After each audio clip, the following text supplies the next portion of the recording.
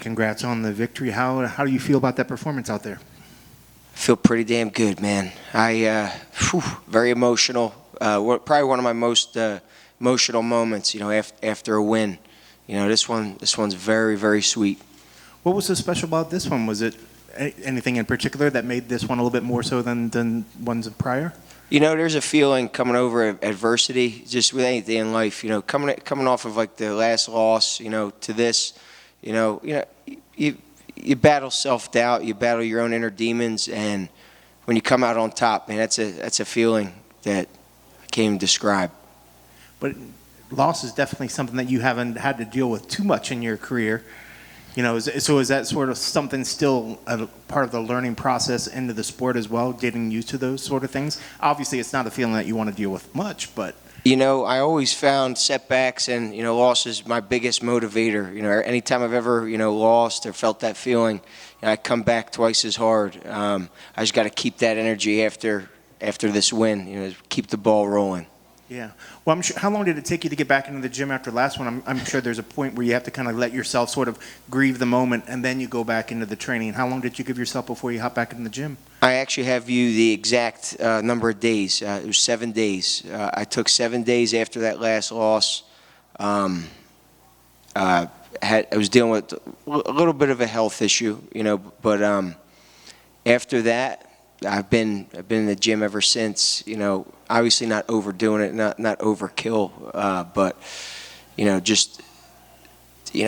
we only have so much time, and in this sport there's so much to get good at in that time. So why waste it? Yeah. How'd you feel coming into this camp, and let alone into this fight week? Were you feeling 100%? Man, honestly, this is the best fight week and the best weight cut I've ever had. I was just telling someone else that it felt like a vacation. We had an Airbnb, me and the coaches, playing Monopoly last night, sitting poolside, barbecuing. Nice. Some of my favorite people, beautiful place. We're somewhere in Henderson. Man, it's awesome. I kind of don't want to leave, to be honest with you. That's a nice area, by the way. So is that something new that you've incorporated into it? And is it what took you to get to that point where you felt that you needed to switch it up a little bit? I like to disconnect. I don't want to be around it all the time. So it was nice being able to go to our workouts, disconnect, and another thing too is the weight cut. This is like the first time successfully just doing the typical water load.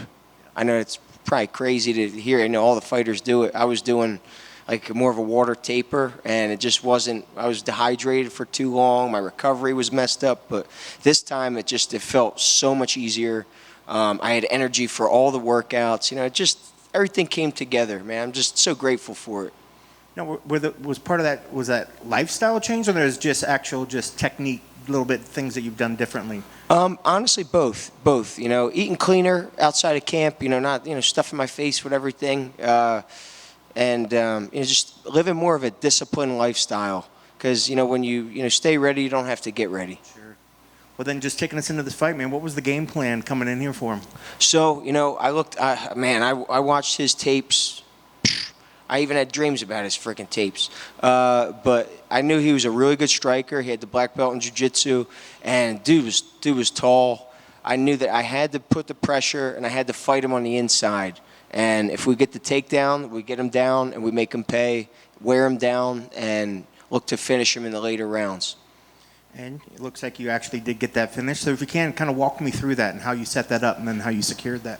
Yeah, I got around his hips, I got him down, and, I was really looking for those elbows, without giving up the position. But then I seen his arm, just move a little bit too close to his face, and I snatched it, and then I started hearing him, breathing a little heavy, and I'm like, I'm squeezing it. And that was it. What's interesting, you're not the biggest of guys, but you have this presence. When you actually get the guys on the ground, you're very heavy and you're very strong.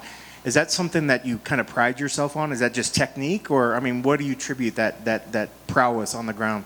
I've been doing many different disciplines of grappling since a young age, and finding my own style to blend those together, I feel like separates me from a lot of other grapplers that come from traditional wrestling, traditional jiu-jitsu, kind of have a a little bit of a blend going on. I know when to be heavy, I know when to be light, and still learning. Always a student. Yeah, but it definitely looked like you had the gas tank as well. I mean, you didn't look like you tired at all out there. Yeah, that's another thing too is the conditioning. I make sure I take my conditioning so serious because I'm afraid to be tired in a fight. Well, I guess on the flip side, you took 7 days off of the loss. So what do you give yourself now? You want to keep the momentum, but you also want to make sure your body feels good. How long do you get to kind of soak in this, celebrate it, and then when you get back into the gym? I made a deal with myself that once this fight gets won, like I said before, after a defeat, I tend to get that kick in the butt to work harder. I find that in my past, the successes have kind of, created bad habits afterwards, But this time, this is a test to myself not to let that happen. So I'll be in the gym Monday night. That's awesome. Congrats on the victory. It's a wonderful performance. Thank you so much. I appreciate it. Thank you.